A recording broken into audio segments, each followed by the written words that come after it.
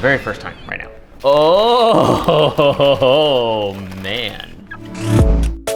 Adidas has a few versions of the Gazelle, and when I chose to do my review on the Yohji Yakamoto version of the Gazelle, I couldn't just see how cool they were, but I needed to find out if they were good for skateboarding. And this is the review of the Adidas Y-3 Gazelle. This video and all of the videos that I review are not sponsored or affiliated with any of the companies that I review.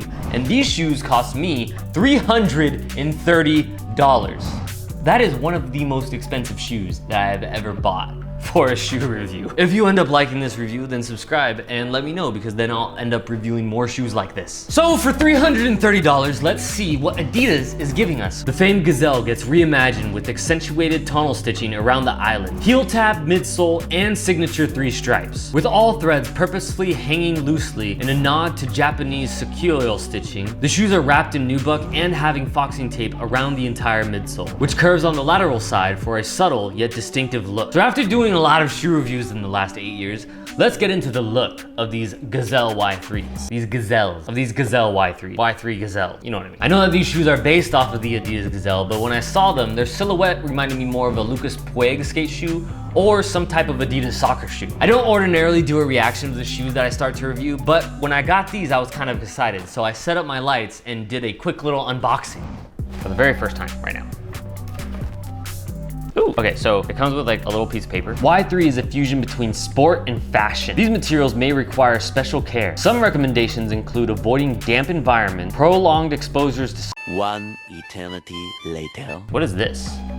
There's another little thing in it. I feel like this is like a wedding invitation. There's like cute little things inside the box. Ooh, oh, comes with an extra pair of shoelaces. And, what the hell? This is like the fanciest shoe I've ever gotten. Now the shoes themselves. Beneath this paper is the Y3 and my first impression of seeing it. Oh man. The laces are like inside the shoe, like you're gonna skate them too. So one thing I am curious about, these extra long stitches, it looks like they all stop before they reach the bottom of the shoe. Because I was thinking like, once you start walking around them, they're just gonna get all frayed from you stepping on them. Now, I'm gonna put them in their respectable, cute little bags. And then I'm going to go to a skate park and put them on and start skating them.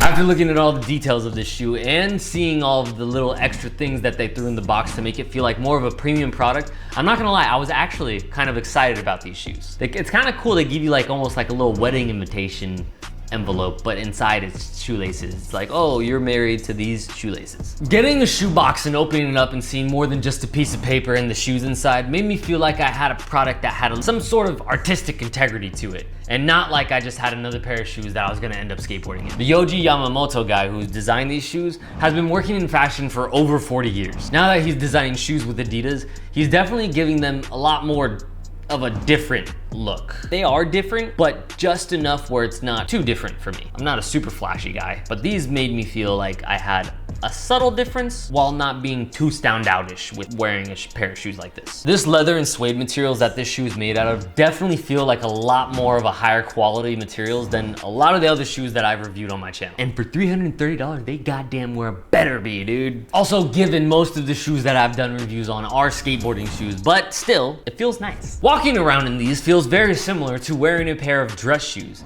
And this insole feels like it has a little bit of additional padding, but it's leather on the inside, and I'm guessing that's probably why it feels a lot like a dress shoe. And there is not a lot of additional padding in this shoe. The insole doesn't really have any additional padding for your foot either.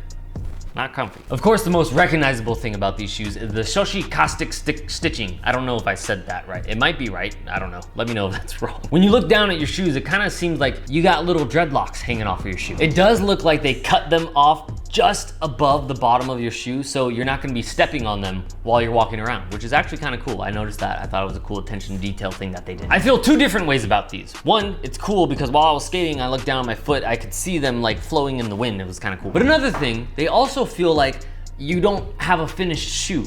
Like, they gave it to you before they finished working on it. Overall though, the stitching on the side is what made me want to try these, because I was like, that looks sick. The recessed eyelets on this shoe make me think of a lot of different skateboarding shoes, because skating shoes will have recessed eyelets to make it so you're not going to be breaking your shoelaces while you're skating, whereas these kind of seemed like it just gave it a really cool aesthetic. It has two functions for me. One, I'm not gonna be breaking my shoelaces if I'm skating these. And two, I think it does actually make it look pretty sleek and cool. And if I wasn't skating them, I probably wouldn't have put my shoelace through the top eyelet.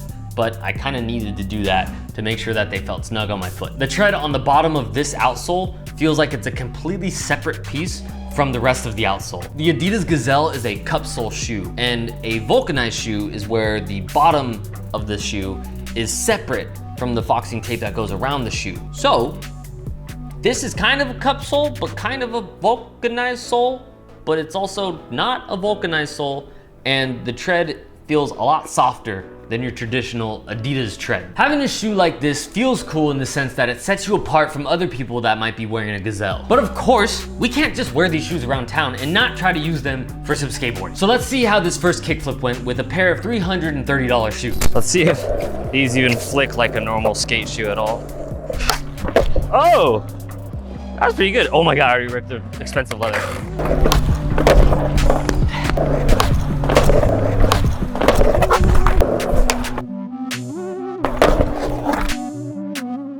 What the f? The first couple of flip tricks on flat ground didn't really feel too bad, but I ended up hurting my hip that day and I could not skate. I've never had this pain before. My side. I was like down for the count. It was done. I ran 9 miles the day before that because I'm training for a half marathon. Let me know in the comments if you want me to make a video about it. But I got dusted real quick. So I had to put these away for the day, go home, recharge, and then go skate these another day. I went to go skate these at my other local skate park, and after warming up on flat ground and doing a couple of flip tricks, I realized a few things about how these shoes flicked, and it was vastly different than what I thought it was gonna be.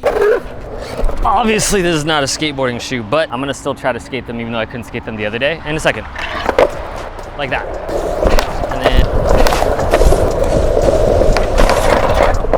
usually skateboarding shoes have tread on the bottom that wraps around the rest of the outsole, making it so that you have rubber going around the entirety of the bottom of your shoe, the outsole. These, however, only have rubber on the very bottom of the outsole and this very premium suede wrapping around the entirety of the rest of the shoe. Most shoes, especially skateboarding shoes, typically come together at the back and have a logo or something to cover up the stitches that are holding the rest of the shoe together. These have the stitches around the outsole coming together on the inside of the shoe, which is a little different, and also I thought it was cool. Typically the rubber on the bottom of the shoe wraps around the rest of the outsole of the shoe. However, with these, the leather is on top of the outsole, making it so that you don't have that extra grip of a rubber to do kickflips off of.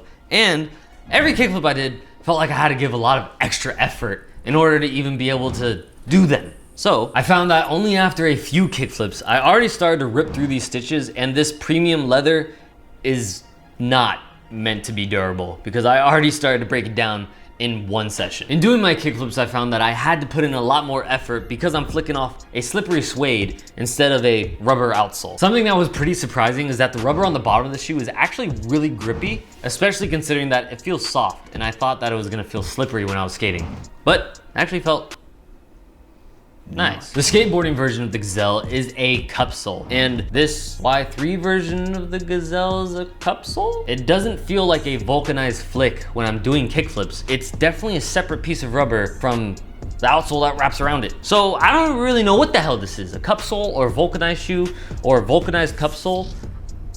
Didn't say in the description, but it felt like I was wearing a vulcanized shoe that flicked like a very not good flick. Because this shoe feels like a dress shoe and has that really skinny little leather insole, I was not confident in jumping down anything with these shoes. So the impact protection on these is pretty much abysmal. There is none. If you're planning on doing anything besides walking around in these shoes, don't expect your feet to be okay. They're probably gonna end up hurting. I am a size 10 and I got these shoes in a size 10. I also have a very narrow foot, and these do fit my foot true to size and very well. But if you have a wide foot, I don't think that you should get these in the right size. You should probably go a half size up because these do feel very narrow And yeah, I just got a narrow foot, so it fit my foot really good, but it would not fit yours well if your foot's wide. These Y-3s are definitely one of the most expensive shoes that I've skated on my channel, and it definitely feels and looks cool when you're wearing it. However, after the session that I had in these shoes the other day, I did not want to keep skating them because a big part of skating is feeling confident in the shoes that you're skating. It seems like they are just too thin for me, and obviously seen as how like they're not actually designed for skateboarding, then it makes sense that they didn't really feel good when I skated them. And instead of trying to feel cool, maybe I should just stop skating them and keep them for a date night